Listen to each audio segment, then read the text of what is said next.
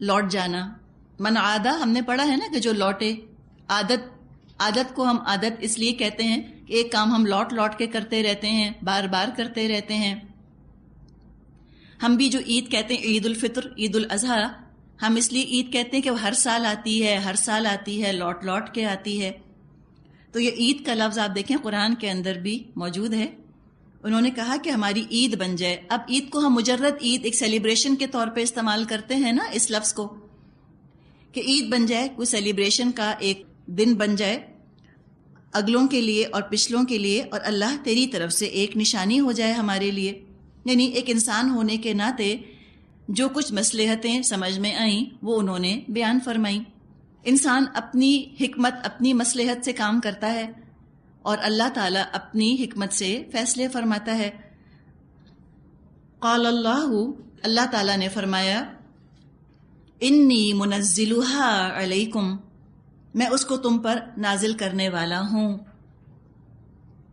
فمن یکفر بعد منکم فانی اعذبہ عذابا لا اعذبہ احدا من العالمین، مگر اس کے بعد جو تم میں سے کفر کرے گا اسے میں ایسی سزا دوں گا جو دنیا میں کسی کو نہ دی ہوگی.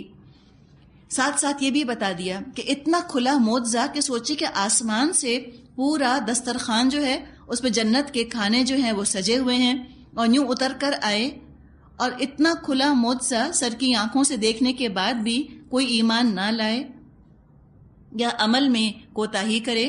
تو ساتھ ساتھ وارننگ بھی بتا دی، وارننگ بھی دے دی، انجام بھی بتا دیا کہ جس نے پھر نہ مانا، فَمَن يَكْفُرْ بَعْدُ مِنْكُمْ، کہ جو کوئی تم میں سے پھر کفر کرے گا تو میں اس کو اتنا سخت عذاب دوں گا کہ جو دنیا میں کسی کو پہلے نہ دیا گیا ہوگا. یہ وارننگ سن کر کچھ فقہا کا، کچھ مفسرین کا خیال یہ ہے کہ وہ اپنے مطالبے سے باز آ گئے اور دسترخوان نہیں اتارا گیا، اور کچھ مفسرین کہتے ہیں کہ دسترخوان اتارا گیا. واللہ عالم، چونکہ ہمارے پاس کوئی سالڈ ثبوت نہیں ہے، ہم کہہ نہیں سکتے. ہمیں تو عبرت کا ذہن پیدا کرنا ہے، تربیت والا ذہن اپنا پیدا کرنا ہے. ہمیں کوئی قصہ خوانی والا اور قصہ گوئی والا ذہن تو پیدا نہیں کرنا. سبق اس میں سے یہ ہے کہ جو اللہ تعالیٰ نے جتنا دے دیا انسان قناعت کر کے عمل کرتا رہے. جتنے زیادہ واضح ثبوت مانگے گا انسان، اللہ تعالیٰ کی بھی طرف سے پھر سٹینڈرڈ جو ہے بڑھتا چلا جائے گا اس کا، کہ تم نے اتنا کچھ دیکھ لیا اور اب بھی تم عمل نہیں کر رہے. اس سے خیال آ رہا ہے بعض دفعہ ہو سکتا ہے آپ کا کسی کا دل یہ چاہتا ہو کہ اللہ مجھے خواب میں کچھ دکھا دے، کہ اللہ مجھ سے راضی ہے یا اللہ مجھ سے راضی نہیں ہے، مجھے کچھ نظر آ جائے اس طرح سے میں جو کر رہی ہوں یا اللہ کو اچھا لگ رہا ہے یا نہیں. ہو سکتا ہے آپ دعائیں کرتی رہتی ہوں اور آپ کو خواب نہ آتا ہو. اگر آ گیا اور آپ کو ایک سرٹنٹی کے ساتھ پتہ چل گیا، ہو سکتا ہے کہ اس سے پھر توقعات میں بھی اضافہ ہو جائے، یعنی کہ آپ کے لیے جو ایک سٹینڈرڈ ہے نیکی کا وہ اور بڑھ جائے. تو بعض دفعہ ہم بھی چاہتے ہیں کوئی چیز ہمیں نظر نہیں آتی، سمجھ میں نہیں آتی، یہ بھی اللہ کی رحمت ہے. ہو سکتا ہے کہ ایک دفعہ کسی کو پتہ چل جائے کہ اللہ بہت راضی ہے ان سے، ہو سکتا ہے عمل کمزور پڑ جائے، ڈھیلا پڑ جائے، کچھ بھی ہو سکتا ہے.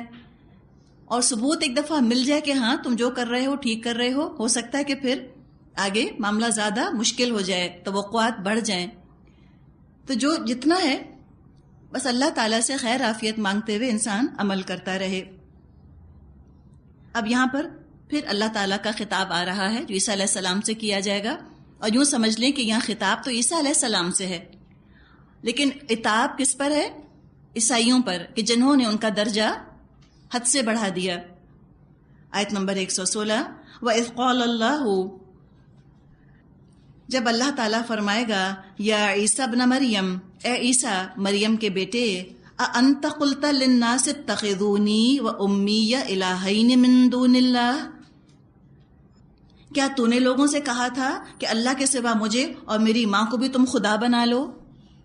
اس میں آپ سوچیں نا کیا جلال ہوگا اللہ کے پوچھنے میں، کہ تم نے کہا تھا عیسیٰ، تم نے کہا تھا لوگوں سے کہ تم کو پوجا جائے اور تمہاری ماں کو پوجا جائے. اب عیسیٰ علیہ السلام نے تو یہ نہیں کہا تھا، لیکن اللہ کا جلال، جو کہ جلال کا رخ جو ہے وہ عیسیٰ علیہ السلام کی طرف نہیں، اللہ کا غصہ، غضب، جلال، عتاب تو عیسائیوں کی طرف ہے، لیکن خطاب چونکہ عیسیٰ علیہ السلام سے ہوگا تو آپ سوچیں عیسیٰ علیہ السلام کہ کیا کیفیت ہوگی اپنے رب کے جلال کے سامنے، کس طرح وہ عاجزی کے ساتھ، بندگی کے ساتھ، کتنا دب کر وہ جواب دیں گے۔ قالا، وہ فرمائیں گے، سبحانک، اللہ تیری پاکی، تو پاک ہے، ما یکون لی ان اقول ما لیس لی بحق، سبحان اللہ، میرا یہ کام نہ تھا کہ میں وہ بات کہتا جس کے کہنے کا مجھ کو حق نہ تھا۔ وہ تو صاف اپنی برات ظاہر کر دیں گے کہ اللہ میں بری ہوں، میں نے ہرگز ایسی بات نہیں کی، میں کیسے ایسی ناحق بات کہہ سکتا تھا۔ آگے وہ اپنی صفائی میں فرمائیں گے، ان کنت قلتہ، اگر میں نے وہ کہا ہوتا، کیا کہا ہوتا؟ کہ میں خدا ہوں، یا میں خدا کا بیٹا ہوں، یا میری ماں جو ہے مدر آف گاڈ ہے، نعوذ باللہ، اگر میں نے وہ کہا ہوتا، فقد علمتہ، تو اللہ تیرے علم میں ہوتا، اللہ کو ہی گواہ بنائیں گے، اللہ تو جانتا ہے میں نے نہیں کہا، تعلم ما فی نفسی، تو جانتا ہے جو میرے دل میں ہے، ولا اعلم ما فی نفسک، اور میں نہیں جانتا جو تیرے جی میں ہے۔ یعنی عیسیٰ علیہ السلام اگر خدا ہوتے تو خوب جانتے کہ خدا کے دل میں کیا ہے، تو کہا کہ اللہ میں عاجز بندہ، میں کیا جانوں، تو کیا سمجھتا ہے، تیری کیا حکمت ہے، ہاں میں کیا سوچتا ہوں، میرے کیا خیالات ہیں، میرے کیا تصورات ہیں، میرے دل میں کیا خیال اٹھنے والا ہے، اللہ تو وہ بھی جانتا ہے۔ انک انت علام الغیوب، بے شک تو غیبوں کا جاننے والا ہے۔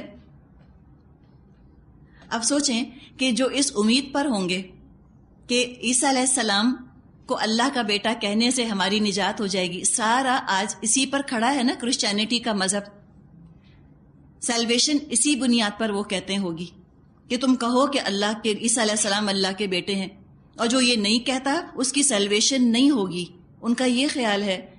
ان کے ہاں ننز جو ہیں وہ اپنے ہاتھوں کے اندر رنگز پہنے رہتی ہیں، ویڈنگ بینڈز، اور وہ کہتی ہیں وی آر برائڈز آف جیزس، ہم عیسیٰ علیہ السلام کی دلہنیں ہیں، وہ ہم سے شادی کریں گے قیامت کے دن۔ سوچیں کہ کیا ان کی مایوسی ہوگی، دنیا میں اپنے آپ کو دنیا کی نعمتوں سے محروم رکھا، جو اللہ تعالیٰ نے ان رشتوں کے اندر خوشیاں رکھی تھیں، شادی بیاہ کے معاملے میں، شوہر بیوی اولاد، ان معاملات میں ان سے محروم رہے، دنیا میں نہ اللہ کی نعمتوں سے فائدہ اٹھایا ایک غلط عقیدے کے بنیاد پر، شرک کی وجہ سے، اور آخرت میں بھی کچھ نہ ملے۔ خسرت دنیا والآخرہ ہے نا، دنیا اور آخرت کا نقصان ہے۔ آنکھ کھلی گل کی تو موسم تھا خزاں کا، وہ تو یہ دیکھیں گے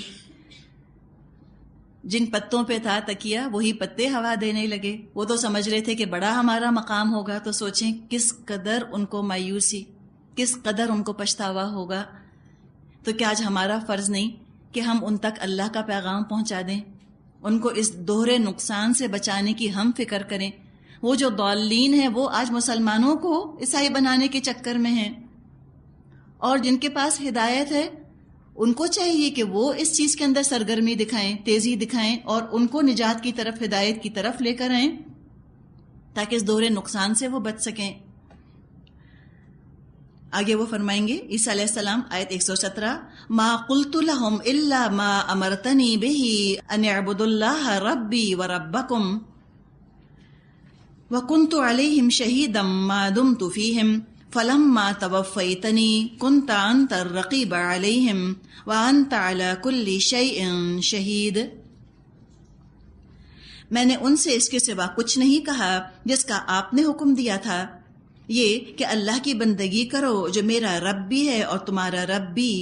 میں اس وقت تک ان کا نگران تھا جب تک میں ان کے درمیان تھا، جب آپ نے مجھے واپس بلا لیا تو آپ ہی ان پر نگران تھے، اور آپ تو ساری ہی چیزوں پر نگران ہیں کہ اللہ تو گواہ ہے ہر چیز کے اوپر، تو جانتا ہے کس نے کیا کام کیا۔ ان تعذبہم فانہم عبادک وَإِن تَغْفِرْ لَهُمْ فَإِنَّكَ أَنْتَ الْعَزِيزُ الْحَكِيمُ، اب اگر آپ انہیں سزا دیں تو وہ آپ کے بندے ہیں، اور اگر معاف کر دیں تو آپ غالب اور دانا ہیں۔ اتنی خوبصورت یہ بات ہے جو عیسیٰ علیہ السلام سے کہلوائی جائے گی قیامت کے دن۔ یعنی جب عذاب کا ذکر کیا تو کیا کہا کہ اللہ تیرے بندے ہیں، یعنی کہ اللہ کی شان خلاقی، شان ربوبیت کو اپیل کی ہے کہ اللہ تیرے بندے ہیں، اللہ کی شان غفاری کو اپیل کی گئی ہے، اس کو پکارا گیا۔ جیسے کوئی کہے کسی ماں سے کہ لو مارو یا پیٹو، تمہارا ہی بچہ ہے. تو یہ انداز ہے یہاں پر، اتنی خوبصورتی کے ساتھ اپیل کی جا رہی ہے اللہ سے کہ ان تعذبہم فانہم عبادک، اگر تو عذاب دے تو تیرے ہی بندے ہیں. اور اس میں ایک جسٹیفیکیشن موجود ہے کہ اللہ اگر تو عذاب دے رہا ہے اپنے بندوں کو تو یقیناً کوئی وجہ ہوگی. تو رب ہوتے ہوئے اپنے بندوں کو تو عذاب دے نہیں سکتا بلا وجہ. انہوں نے واقعی تیرے بندے ہونے کا ذرا بھی حق نہ ادا کیا ہوگا، تیرا بندہ بننا پسند نہ کیا ہوگا تو آج عذاب کے مستحق ہو رہے ہیں.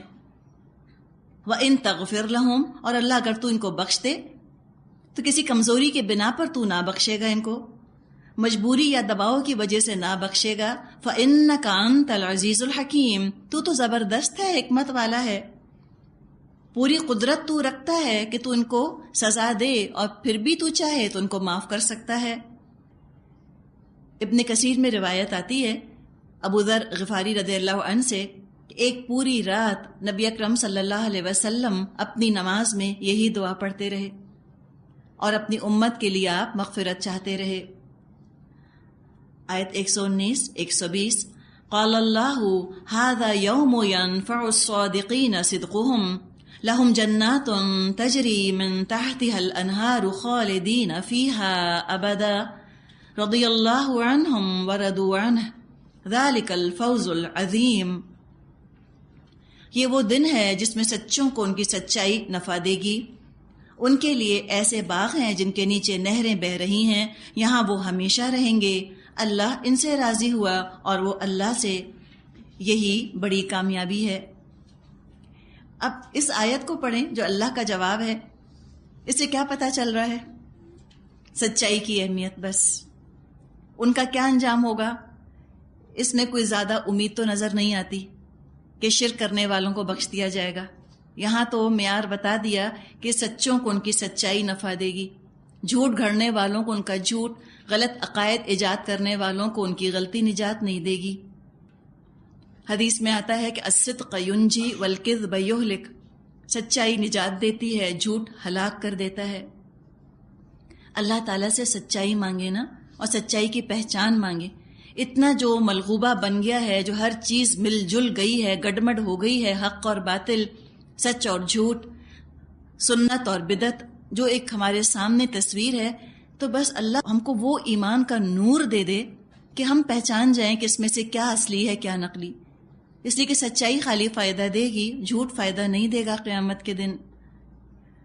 اور جو سچ بولنے والے، سچ پر عمل کرنے والے ہیں، صدیق ہیں، جنہوں نے زبان سے بھی سچ کہا اور عمل سے بھی ظاہر کر دیا، ان کے لیے تو جنتیں ہیں اور باغات ہیں، اور اللہ ان سے راضی ہو گیا اور وہ اللہ سے. جس کو اللہ کی رضا، اللہ کی رضوان مل جائے اس کو اور کیا چاہیے.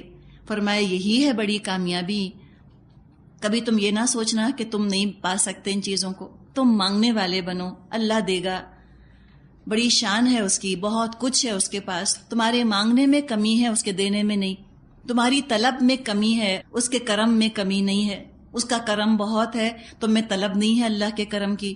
تم اس کو چھوڑ کے ادھر ادھر سہارے بناتے ہو اور لوگوں کو پوجنا شروع کر دیتے ہو. رب کو پوجو، دیکھو کیسے نوازے گا.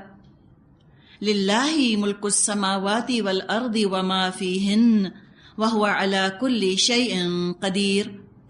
زمین اور آسمانوں اور تمام موجودات کی بادشاہی اللہ ہی کے لیے ہے اور وہ ہر چیز پر قدرت رکھتا ہے.